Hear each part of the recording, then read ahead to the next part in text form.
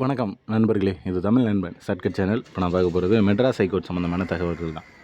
நீங்கள் வந்து அப்ளை பண்ணும்போது அப்ளிகேஷனில் ஒரு சில தவறுகள் அப்படின்றது வந்து ஏற்படுது. என்ன அப்படின்னு பார்த்தீங்கன்னா, இப்போ நீங்கள் வந்து ஜஸ்ட்டு இதுக்கு முன்னாடி யூஸ் பண்ண மெயில் ஐடி, பாஸ்வேர்டு போட்டு உங்கள் மொபைல் நம்பர் போட்டு லாகின் பண்ணி உள்ளே போகிறீங்க அப்படின்னாலே, நீங்கள் ஆல்ரெடி அப்ளை பண்ணது, அதாவது எக்ஸாமினர் ரீடர் பெய்லிஃப்க்கு இப்போ வந்து ஒரு டிகிரி லெவல் கொடுத்துருந்தீங்க அப்படின்னா, எஜுகேஷன் குவாலிஃபிகேஷன் அதில் ஆட்டோமேட்டிக்காக காமிச்சிருக்குது. ஆல்ரெடி எக்ஸிஸ்ட் அப்படின்ற மாதிரி ஆல்ரெடி இருக்குது அப்படின்ற மாதிரி இந்த மெயில் ஐடி இருக்குன்ற மாதிரி வந்துடும். ப்ளஸ் வந்துட்டு எஜுகேஷன் குவாலிஃபிகேஷன் நீங்கள் டிகிரி கொடுத்துருந்தீங்கன்னா அதுவும் அதிலேயே காமிச்சிருது. ஸோ அதனால் மேக்ஸிமம் வந்து நீங்கள் எஜுகேஷன் குவாலிஃபிகேஷனை மாற்றி அப்ளை பண்ணணும் அப்படின்னாலும் அது பண்ண முடியாத ஒரு சூழ்நிலை அப்படின்றது தான் இருக்கும்.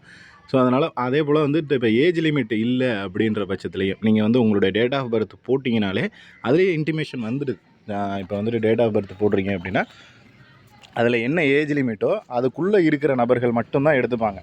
ஸோ அதுக்கு மேலே ஏஜ் அதிகமாக இருக்குது அப்படின்னா அதிலேயே இன்டிமேஷனாக காமிச்சு உங்களால் அப்ளை பண்ண முடியாது அப்படின்ற தகவலையும் அதிலேயே மெட்ராஸ் ஹைகோர்ட் வெப்சைட்லேயே வந்துடுது. ஸோ அதனால் அப்ளை பண்ணுறதுல எந்த தவறுகளும் இல்லாமல் பண்ணுறதுக்காக தான் அவங்க இந்த மாதிரி கொடுத்துருக்காங்க. ஸோ மேக்ஸிமம் இதுக்கப்புறமாவது தவறுகள் இல்லாமல் பண்ணுங்கள்.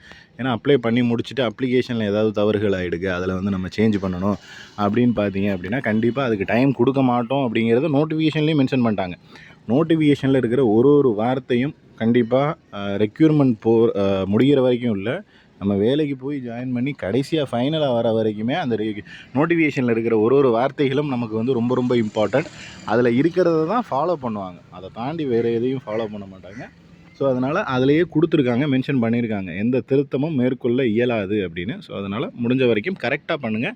தவறுதலாக பண்ணிட்டோம் அப்படின்னா திருத்தங்கள் மேற்கொள்ள வாய்ப்பே கிடையாது.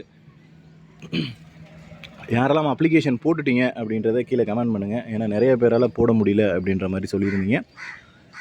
இதில் வேறு ஏதேனும் சந்தேகங்கள் இருந்துச்சுனாலும் கீழே கமெண்ட் பண்ணுங்கள். நெக்ஸ்ட் அடுத்த வீடியோவில் பார்க்கலாம். தேங்க்யூ.